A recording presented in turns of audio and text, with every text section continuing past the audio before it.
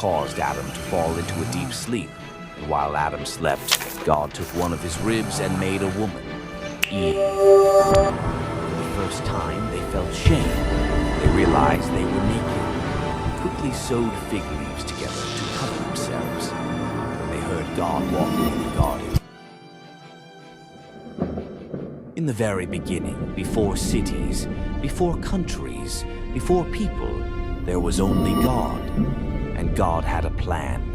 He looked at the emptiness and said, "Let there be light." And light came. He made the sky, the land, the sea, the stars, the moon, the sun, plants, and animals. Everything was good, but God wasn't done yet. He wanted someone to care for his creation. So, from the dust of the ground, God formed the very first human, Adam. God gently breathed into Adam's nostrils, and Adam came to life. He wasn't just any creature. He was made in God's image. God placed Adam in a beautiful garden called Eden.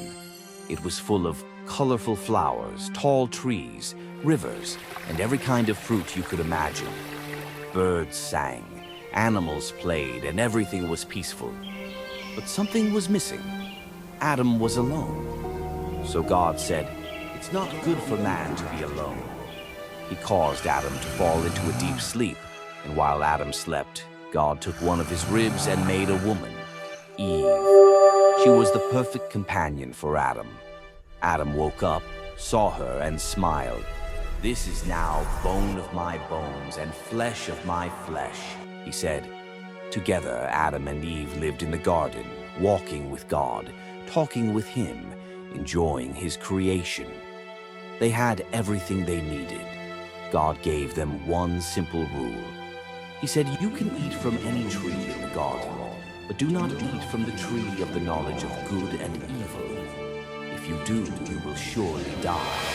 And with that, the story of the first humans truly began.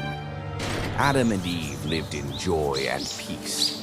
They worked in the garden, played with animals, and walked with God in the cool of the day.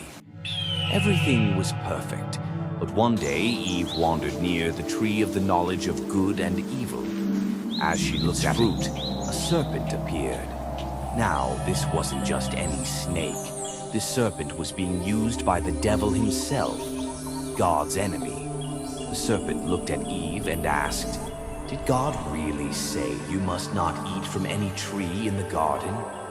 Eve replied, "We can eat from all the trees except this one. God said if we eat it or even touch it, we will die."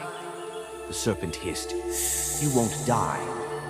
God knows that when you eat it, your eyes will be opened. You'll be like God, knowing good and evil."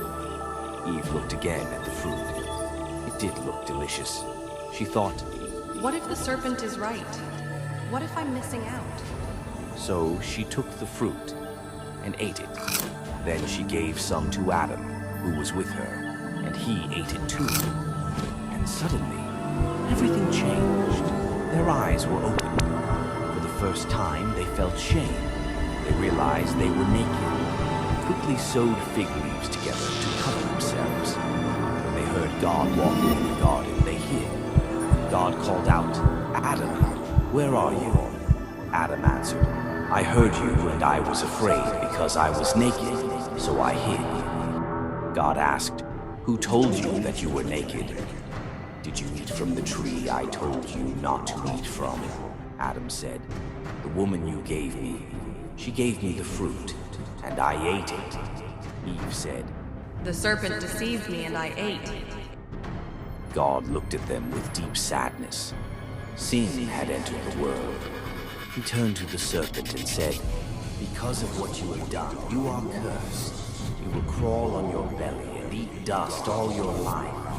One day the woman's child will crush your head, and you will strike his heel." To Eve, God said, "You will experience pain in childbirth, and your relationship with your husband will have struggle." To Adam, he said, "Because you listened and disobeyed, the ground is now cursed. You'll have to work hard for your food, and one day you will return to dust. God made clothes for Adam and Eve from animal skins, a sign of the first sacrifice. Then, with a heavy heart, he sent them out of the garden. Eden was no longer their home.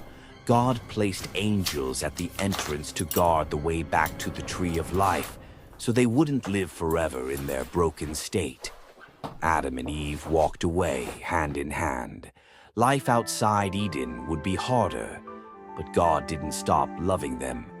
Even though sin had entered the world, God had a plan to one day bring people back to himself. Adam and Eve's story is the story of all of us. We've all made choices we regret. We've all gone our own way. But just like God didn't leave Adam and Eve without hope, he doesn't leave us either. He made a way through his son, Jesus, to bring us back to him. Moral of the story: obedience matters. Choices have consequences. But God's love never runs out. And no matter how far we've fallen, he's always ready to walk with us again.